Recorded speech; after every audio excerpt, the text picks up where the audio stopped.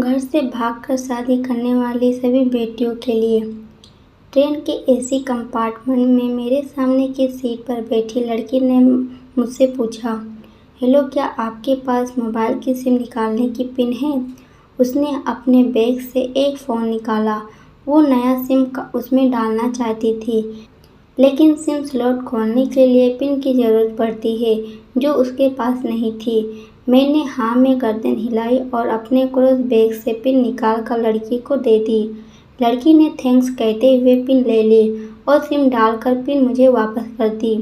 थोड़ी देर बाद वो फिर से इधर उधर देखने लगी। मुझसे रहा नहीं गया, मैंने पूछ लिया, कोई परेशानी? वो बोली, सिम स्टार्ट नहीं हो रहा है। मैंने मोबाइल मांगा, उसने दिया। मैंने उससे कहा कि सिम अभी एक्टिवेट नहीं हुई है, थोड़ी देर में हो जाएगी। एक्टिव होने के बाद आईडी वेरिफिकेशन होगा, उसके बाद आप इसे इस्तेमाल कर सकेंगी। लड़की ने पूछा, आईडी वेरिफिकेशन क्यों? मैंने कहा, आजकल सिम वेरिफिकेशन के बाद एक्टिव होता है। जिस नाम से ये सिम उठाई गई है उसका ब्यौरा पूछा जाएगा, पता देना। लड़की बुदबुदाई। ओह, मैंने दिलासा देते हुए कहा, इसमें कोई परेशानी की बात नहीं है। वो अपने एक हाथ से दूसरा हाथ दबाती रही, मानो किसी परेशानी में हो। मैंने फिर विनम्रता से कहा, आपको कहीं कॉल करना हो तो मेरा मोबाइल इस्तेमाल कर लीजिएगा। लड़की ने कहा, जी फ़िलहाल नहीं, थैंक्स, लेकिन ये सिम किस नाम से खरीदी गई है मुझे नहीं पता। मैंने कहा, एक बार एक्टिव होने दीजिए, जिसने आपको सिम दी है उसी के नाम से होगी। उसने कहा, ओके, कोशिश करते हैं। मैंने पूछा, आपका स्टेशन कहाँ है? लड़की ने कहा, दिल्ली। और आप? लड़की ने मुझसे पूछा। मैंने कहा, दिल्ली ही जा रहा हूँ, एक दिन का काम है। आप दिल्ली में रहती हैं या? लड़की बोली, नहीं नहीं, दिल्ली में कोई काम नहीं है, ना ही मेरा घर है वहाँ। तो? मैंने उत्सुकतावश से पूछा। वो बोली, दरअसल ये दूसरी ट्रेन है जिसमें आज मैं हूँ और दिल्ली से तीसरी गाड़ी पकड़नी है, फिर हमेशा के लिए आज़ाद। आज़ाद? लेकिन किस तरह की कैद से? मुझे फिर जिज्ञासा हुई, किस कैद में थी ये कमसीन अल्हड़ सी लड़की? लड़की बोली, उसी कैद में थी जिसमें हर लड़की होती हैं, जहाँ घर वाले कहे शादी कर लो, जब जैसा कहे वैसा करो। मैं घर से भाग चुकी हूँ। मुझे ताज्जुब हुआ, मगर अपने ताज्जुब को छुपाते हुए मैंने हंसते हुए पूछा, अकेले भाग रही हो आप? आपके साथ कोई नज़र नहीं आ रहा? वो बोली, अकेले नहीं, साथ में है कोई। कौन? मेरे सवाल ख़त्म नहीं हो रहे थे। दिल्ली से एक और ट्रेन पकड़ूंगी, फिर अगले स्टेशन पर वो जनाब मिलेंगे और उसके बाद हम किसी को नहीं मिलेंगे। ओह, तो ये प्यार वाला मामला है? उसने कहा, जी। मैंने उसे बताया कि मैंने भी लव मैरिज की है। ये बात सुनकर वो खुश हुई, बोली, वाह, कैसे, कब? लव मैरिज की बात सुनकर वो मुझसे बात करने में रुचि लेने लगी। मैंने कहा, कब, कैसे, कहाँ, वो मैं बाद में बताऊंगा, पहले आप बताओ, आपके घर में कौन कौन है? उसने होशियारी बरतते हुए कहा, वो मैं आपको क्यों बताऊं? मेरे घर में कोई भी हो सकता है, मेरे पापा, माँ, भाई, बहन, या हो सकता है भाई ना हो, सिर्फ बहनें हों, या ये भी हो सकता है कि बहनें ना हों और दो चार गुस्सा करने वाले बड़े भाई हो। मतलब मैं आपका नाम भी नहीं पूछ सकता? मैं काउंटर मारा। वो बोली, कुछ भी नाम हो सकता है मेरा, टीना, मीना, रीना, कुछ भी। बहुत बातूनी लड़की थी वो। थोड़ी इधर उधर की बातें करने के बाद उसने मुझे टॉफ़ी दी, जैसे छोटे बच्चे देते हैं क्लास में। बोली, आज मेरा जन्मदिन है। मैंने उसके हथेली से टॉफ़ी उठाते हुए बधाई दी और पूछा, कितने साल की हो गई हो? वो बोली, 18। मतलब भागकर शादी करने की कानूनी उम्र हो गई है आपकी? वो हंसी। कुछ देर में काफ़ी फ्रैंक हो चुके थे हम दोनों, जैसे बहुत पहले से जानते हों एक दूसरे को। मैंने उसे बताया कि मेरी उम्र 35 साल है, यानी 17 साल बड़ा हूँ। उसने चुटकी लेते हुए कहा, लग तो नहीं रहे हो? मैं मुस्कुरा दिया। मैंने उससे पूछा, तुम घर से भागकर आई हो, तुम्हारे चेहरे पर चिंता के निशान जरा भी नहीं हैं। इतनी बेफिक्री लड़की मैंने पहली बार देखी।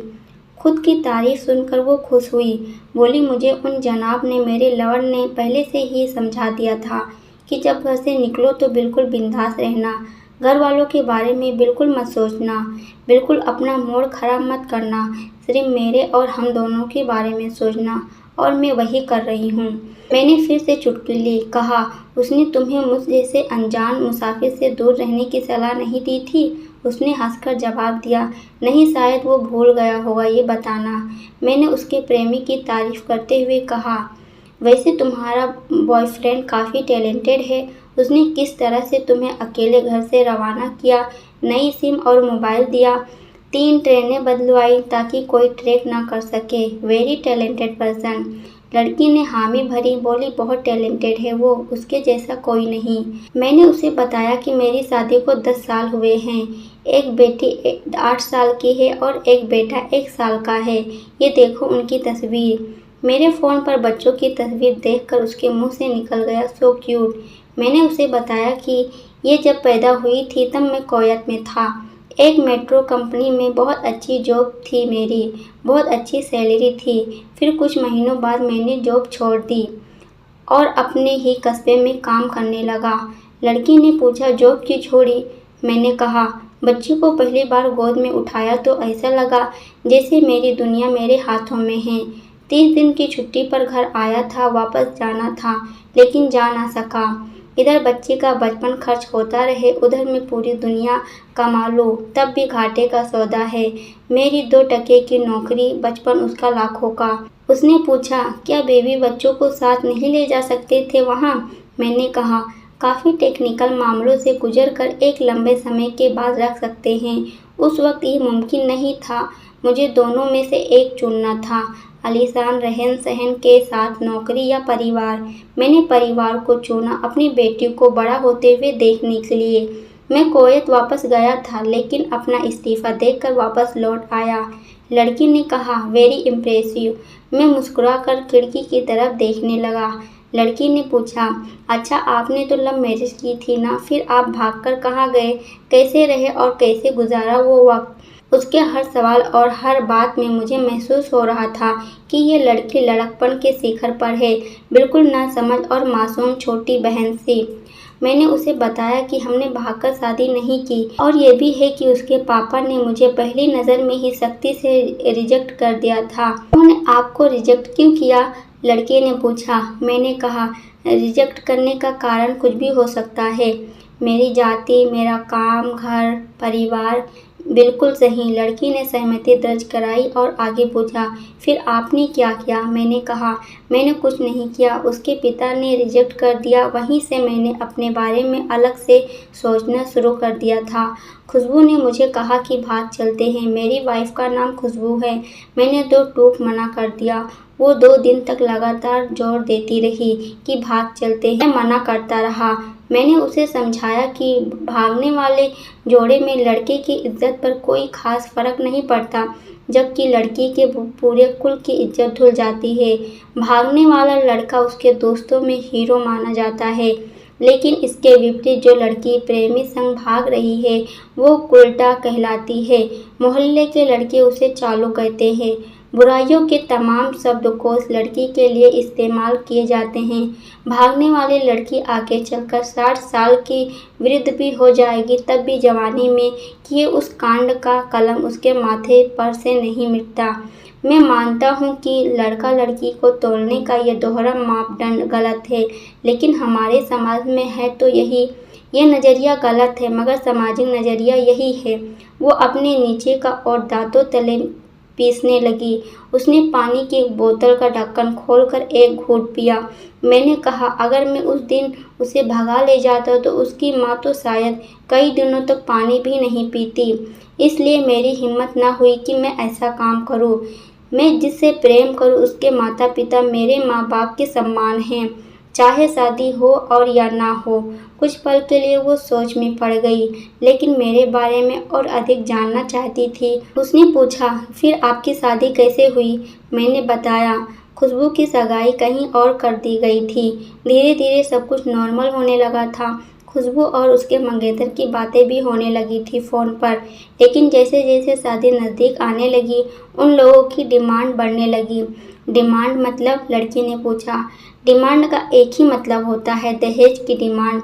परिवार में सबको सोने से बने तोहफे दो, दूल्हे को लग्जरी कार चाहिए था, सास और नंद को नेकलेस दो, वगैरह वगैरह।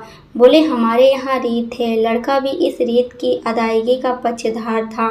वो सगाई मैंने तुड़वा डाली, इसलिए नहीं कि सिर्फ मेरी शादी उससे हो जाए, बल्कि ऐसे लालची लोगों में खुशबू कभी खुश नहीं रह सकती थी, ना ही उसका परिवार। फिर किसी तरह घर वालों को समझा बुझाकर मैं फ्रंट पर आ गया और हमारी शादी हो गई। ये सब किस्मत की बात थी। लड़की बोली, चलो अच्छा हुआ आप मिल गए, वरना वो गलत लोगों में फंस जाती।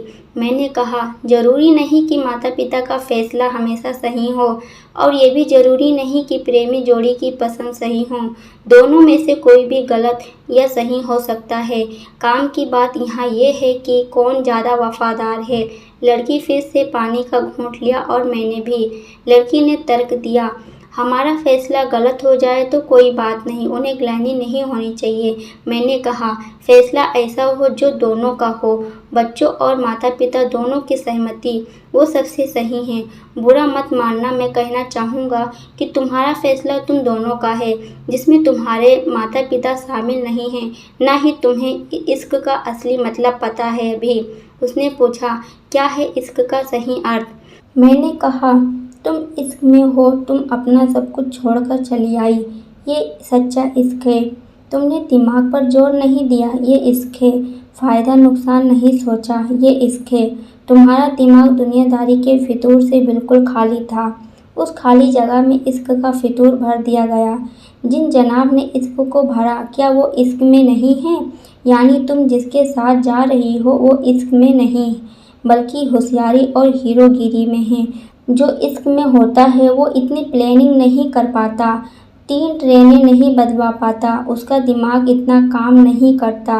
कोई कहे मैं आशिक हूँ और वो सातिर भी हो, ये नामुमकिन है। मजनू इश्क में पागल हो गया था, लोग पत्थर मारते थे। उसे इश्क में उसकी पहचान तक मिल गई। उसे दुनिया मजनू के नाम से जानती है, जबकि उसका असली नाम कैस था, जो नहीं इस्तेमाल किया जाता। सातिर होता तो कैस से मजनू न बन पाता। फहाद ने सीरी के लिए पहाड़ों को खोदकर नहर निकाल डाली थी और उसी नहर में उसका लहू बहा था। वो इश्क था। इश्क में कोई फ़कीर हो गया, कोई जोगी हो गया। किसी माझी ने पहाड़ तोड़कर रास्ता निकाल दिया। किसी ने अतिरिक्त दिमाग नहीं लगाया, चालाकी नहीं की। लालच, हवस और हासिल करने का नाम इश्क नहीं है। इश्क समर्पण करने को कहते हैं, जिसमें इंसान सबसे पहले खुद को समर्पण करता है, जैसे तुमने किया। लेकिन तुम्हारा समर्पण हासिल करने के लिए था, यानी तुम्हारे इश्क में लालच की मिलावट हो गई। लड़की अचानक खो सी गई। उसकी खिलखिलाहट एकदम से खामोशी में बदल गया। मुझे लगा मैं कुछ ज़्यादा ही बोल गया, फिर भी मैंने जारी रखा। मैंने कहा, प्यार तुम्हारे माँ बाप तुमसे करते हैं, जो कुछ दिनों बाद उनका वजन आधा हो जाएगा। तुम्हारी माँ कई दिनों तक खाना नहीं खा पाएंगी और ना ही पानी पी पाएंगी, जबकि आपको अपने आशिक को आजमा कर देख लेना था। न तो उसकी सेहत पर फर्क पड़ता, न दिमाग पर। वो अक्लमंद है, अपने लिए अच्छा सोच लेता। आजकल गली मोहल्ले के हर तीसरे लौंडे लपट्टे को जो इश्क हो जाता है, वो इश्क नहीं है, वो सिनेमा जैसा कुछ है। एक तरह की स्टैंडबाजी, डेयरिंग, अलग कुछ करने का फितूर, और कुछ नहीं। लड़की के चेहरे का रंग बदल गया। ऐसा लग रहा था वो अब यहाँ नहीं है, उसका दिमाग किसी अतीत में टहलने निकल गया है। मैं अपने फ़ोन को स्क्रॉल करने लगा, लेकिन मन की इंद्री उसके तरफ थी। थोड़ी ही देर में उसका मेरा स्टेशन आ गया। बात कहाँ से निकली थी और कहाँ पहुँच गई। उसके मोबाइल पर मैसेज टोन बजी। देखा सिम एक्टिवेट हो चुकी थी। उसने चुपचाप बैग में से आगे का टिकट निकाल कर फाड़ दिया। मुझसे कहा, एक कॉल करना है। मैंने मोबाइल दिया। उसने नंबर डायल करके कहा, सॉरी पापा, और सिसक कर रोने लगी। सामने से पिता भी फ़ोन पर बेटी को संभालने की कोशिश करने लगे। उसने कहा, पिताजी आप बिल्कुल चिंता मत करिएगा, मैं घर आ रही हूँ। दोनों तरफ से भावनाओं का सागर उमड़ पड़ा। हम ट्रेन से उतरे। उसने फिर से पिन मांगी, मैंने पिन दे दिया। उसने मोबाइल से सिम निकाल कर तोड़ दी और पिन मुझे वापस कर दी। कहानी को अंत तक सुनने के लिए और पढ़ने के लिए बहुत बहुत धन्यवाद। देश की सभी बेटियों को समर्पित ये मेरा दावा है कि माता पिता से ज़्यादा दुनिया में तुम्हें कोई प्यार नहीं कर सकता। दोस्तों, इस वीडियो के बारे में आपकी क्या राय है कमेंट करके ज़रूर बताइएगा। वीडियो पसंद आई हो तो लाइक शेयर करना मत भूलिएगा। अगर आप चैनल पर नए आए तो चैनल को सब्सक्राइब जरूर कर लेना। पूरी वीडियो देखने के लिए आपका बहुत बहुत धन्यवाद।